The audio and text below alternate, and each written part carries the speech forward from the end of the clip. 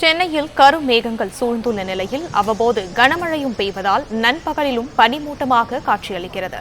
இதை பற்றின மேலும் விவரங்களை தருகிறார் நமது செய்தியாளர் மாணிக்கம். வணக்கம். விவரங்கள். சென்னையில் நேற்று இரவு முதல் நமக்கு மழைக்கான வாய்ப்பை பார்த்து வரோம். குறிப்பா பல இடங்கள்ல மழை விட்டு பெய்தாலும் கூட பகல் நேரத்துல மழை பெய்ததுக்கு பிறகு பனிமூட்டமான ஒரு காட்சிகளை பார்க்க முடிகிறது. உயரமான கட்டடங்களுடைய பார்வை என்பது வெகு தொலைவில் இருக்கும் பொழுது பார்க்க முடிவதில்லை.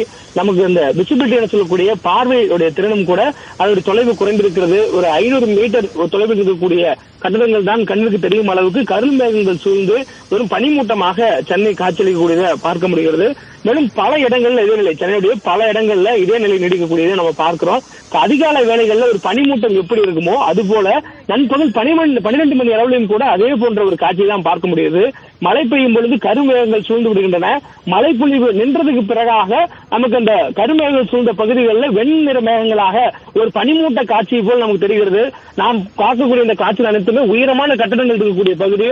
நாம் பார்க்கிற இந்த சென்னை உயர்நீதிமன்ற வளாகம், அதே போன்று ஆல் இந்தியா ரேடியோ இருக்கக்கூடிய பகுதி, அதே போன்று சென்னையுடைய மைய பகுதியில் சென்ட்ரல் ரயில் நிலையம் உள்ளிட்ட பகுதிகளில் நாம் பார்க்கக்கூடிய உயரமான கட்டடங்கள் கூட பனிமூட்டமாக காட்சியளிக்கின்றன. மழை விட்டாலும் இந்த பனிமூட்டமாக இருக்கின்றன. பனிமூட்டங்கள் இல்லாத நேரங்களில் கருமேகங்கள் சூழ்ந்து மழைப்பொழிவு ஏற்படுத்துகின்றன. இதுபோல் சென்னையுடைய ஒரு சீதோஷண நிலையை முழுவதுமாக ஒரு குளிர்ந்த நிலைக்கு மாறி இருக்கிறது. சென்னையின் பல்வேறு பகுதிகளில் நிலை நீடிக்கக்கூடிய நிலையில அதிகாலையிலிருந்து சென்னையில மழை விட்டு பெய்து வருகிறது. நேற்று இரவிலிருந்து பலத்த மழையாக பெய்து வந்த நிலையில இன்று காலை சற்று ஓய்ந்ததாக மழை இருந்தது. அதற்கு பிறகாக படிப்படியாக மீண்டும் மழையுடைய தீவிரம் தொடர்கிறது.